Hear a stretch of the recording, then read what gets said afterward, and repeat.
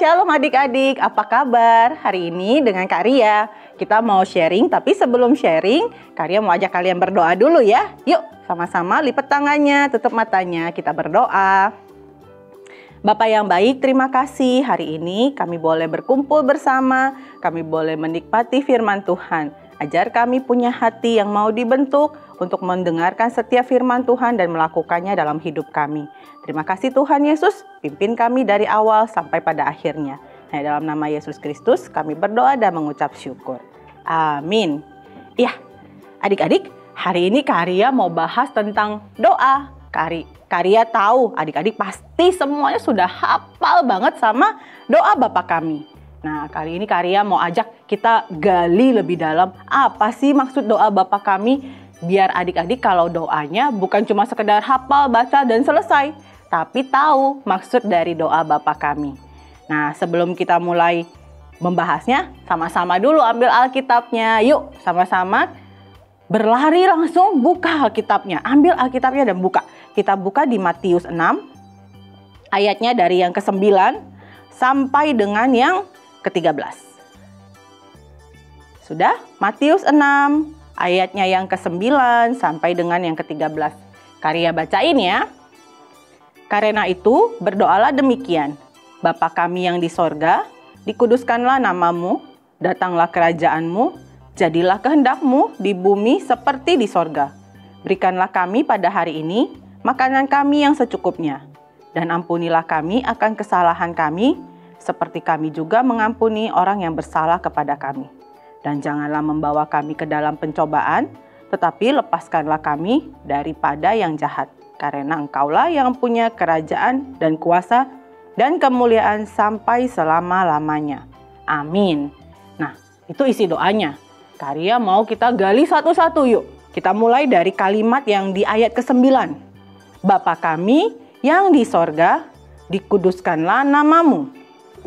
Di sini ada kalimat Bapa kami yang di surga. Berarti kalau Bapa kita ada di surga, berarti rumah kita adanya di surga dong. Masa Bapaknya di surga, anaknya gak tinggal di surga? Nah, setiap kita pasti akan kembali ke surga. Tapi syaratnya Bapaknya harus Bapa yang sama dong ya, jangan Bapa yang lain. Ya, Bapa yang di surga dikuduskan.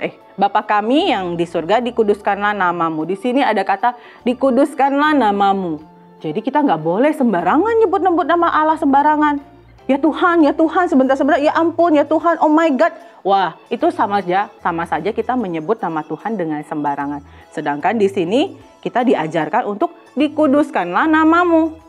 So, mari kita mulai dari sekarang jangan sembarangan menggunakan nama Bapa, nama Tuhan dengan sembarangan. Lalu kalimat yang di ayat ke-10. Datanglah kerajaanmu, jadilah kehendakmu di bumi seperti di surga. Nah, ini ada kata datanglah kerajaanmu. Apa sih maksudnya datanglah kerajaanmu? Masa sih Tuhan datang sama gerombolan kerajaannya? Bukan itu. Maksudnya adalah datanglah kerajaanmu itu adalah kita yang menghadirkan kerajaan surga di bumi ini. Ini kan di sini jadilah kehendakmu di bumi seperti di surga. Kita mau bumi ini rasanya seperti di surga. Nah, surga itu kayak apa sih? Damai, bahagia, penuh dengan sukacita. Nah, itu yang mau kita hadirkan di bumi. Jadi, kemanapun kita anak-anak Tuhan pergi, harusnya bawa damai. Jangan ketika kita ada, wah ini nih biang kerok datang nih, wah biang rusuh datang nih. Jangan sampai seperti itu. Mari sama-sama membawa damai. Kalau datang, wah kalau ada kamu pasti semuanya bahagia. Pasti semuanya senang. Bisa ya adik-adik? Kita mau ketika kita mengucapkan ini, datanglah kerajaanmu, jadilah kehendakmu di bumi seperti di surga. Berarti kita yang adalah anak-anak kerajaan surga, ketika kita datang rasanya seperti surga. Jangan seperti neraka, mengerikan gitu ya. Panas banget kalau ada kamu, rasanya pengen berantem. Mari kita sama-sama bawa sukacita, bawa damai dimanapun kita pergi. Lalu kalimat di ayat ke-11-nya, berikanlah kami pada hari ini makanan kami yang secukupnya. Ayo, siapa yang suka makan berlebihan? Makannya rakus. Atau yang justru malas makan, susah banget disuruh makan. Itu tandanya Tidak bersyukur, udah dikasih makan nggak mau makan. Jadi kalau dibilang berikanlah kami makanan kami yang secukupnya, makan sesuai dengan porsi kita. Jangan berlebihan, jangan juga sampai kurang, akhirnya kita jadi kelaparan, kurus, nggak kayak orang kurang gizi. Jangan sampai seperti itu ya. Nah, terus ampunilah kami akan kesalahan kami, seperti juga mengampuni orang yang bersalah kepada kami. Pertama kita harus minta ampun nih. Jadi kalau datang kepada Tuhan jangan cuma, Tuhan saya mau berkat, Tuhan saya mau ini, saya mau itu. Tapi jangan lupa minta ampun juga sama dosa-dosa yang sudah kita lakukan, baik yang sengaja ataupun tidak. Lalu seperti kami juga mengampuni orang yang bersalah kepada kami. Nah, ini ada instruksi, ada perintah dari Tuhan. Jangan lupa kamu juga mengampuni. Jangan hanya bisa minta ampun tapi nggak mau mengampuni orang lain. Ada orang yang salah, dendam. Itu namanya kalau kamu minta ampun sama Tuhan tapi masih punya dendam. Ini benar-benaran minta ampun nggak sih? Atau masih ada dendam di dalamnya? Oke, bisa ya? Jadi di dalamnya harus ada pengampunan. Lalu janganlah membawa kami ke dalam pencobaan, tetapi lepaskanlah kami daripada yang jahat. Nah, ini ada permintaan di dalam doa kita bahwa Tuhan jangan biarkan saya jatuh ya, jangan biarkan saya berbuat dosa ya. Tuhan ajar saya, ingatin saya kalau saya sudah mau melakukan dosa. Ayo Roh Kudus, ingatkan saya supaya saya tidak berdosa. Jangan sampai saya dengan sengaja jatuh dalam dosa. Jadi jangan membawa kami ke dalam pencobaan, lepaskanlah kami daripada yang jahat. Jadi dorongan untuk melakukan hal yang jahat itu tidak terjadi di dalam diri kita karena kita sudah berdoa minta sama Tuhan. Jangan Tuhan, saya nggak mau nih, Roh Kudus ingatin nih ya.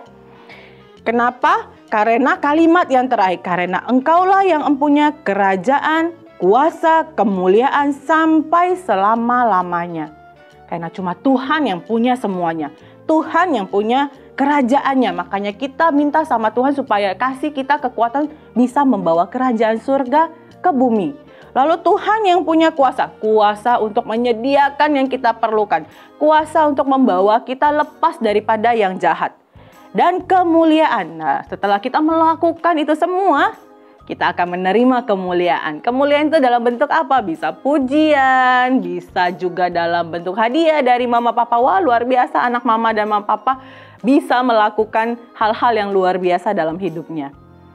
Oke, jadi setiap kali kita berdoa, doa Bapa kami, ingat di situnya, di dalam doa itu ternyata banyak sekali makna dan jangan sembarangan diucapkan. Jadi ketika kita sudah mendoakannya, kita harus lakukan. Kita sudah minta sama Tuhan, Tuhan jadikan saya anakmu, karena kita menyebut Bapa kita yang di surga. Berarti saya adalah anaknya Tuhan.